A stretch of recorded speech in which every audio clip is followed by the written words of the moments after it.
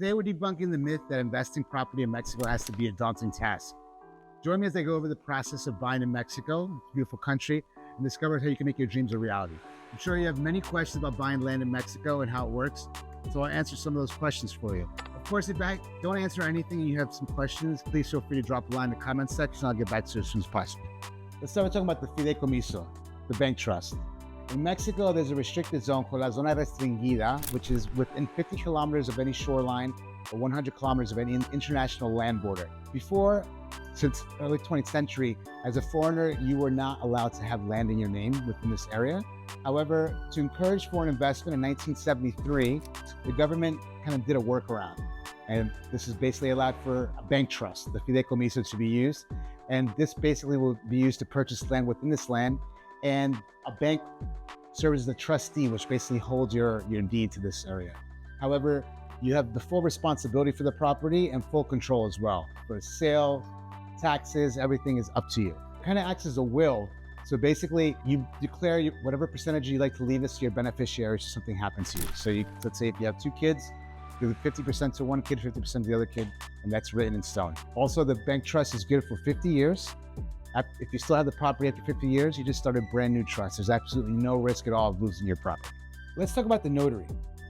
In Mexico, the notary is actually the highest form of law, completely different than what you're used to in the United States or Europe or even the rest of Latin America. To be a notary, you have to be an attorney with at least 5 years experience and have to be appointed by the governor. The notary is actually your representative in the buying process. So they're the one to go over all the documentation to make sure everything is on the up and up.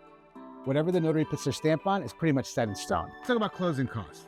So here in Mexico, your closing costs are going to run you about 7 to 10% depending on the cost of your purchase. It's a little bit higher than what you're used to in the United States and other parts of the world, but this will cover your fideicomiso, as well as the cost of the notary and any fees, taxes, and other costs pertaining to the sale. Although you think your closing costs are high, I have some good news for you though. Let's talk about property taxes. Property taxes here in Mexico are ridiculously low. For instance, if you were to buy a $300,000 home, your property taxes for the year would probably be around the $300 to $400 range. It's really that low. Let's talk about management companies, property management.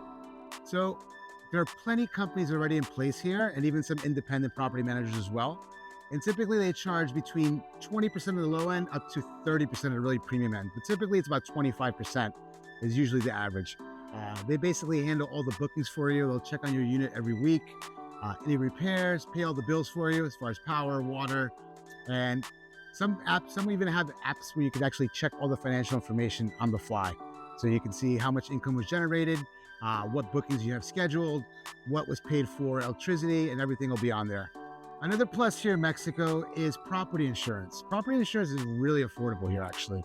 I would say for a $200,000 2-bedroom apartment, you'd be paying approximately $400 to $500 annually for property insurance.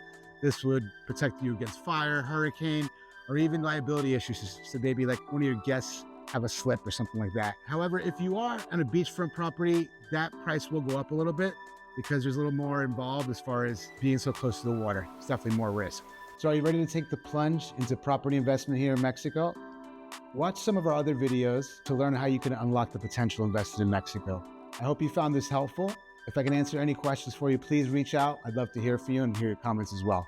Thanks so much. And remember, with the right approach and the right knowledge, investing in Mexico doesn't have to be hard.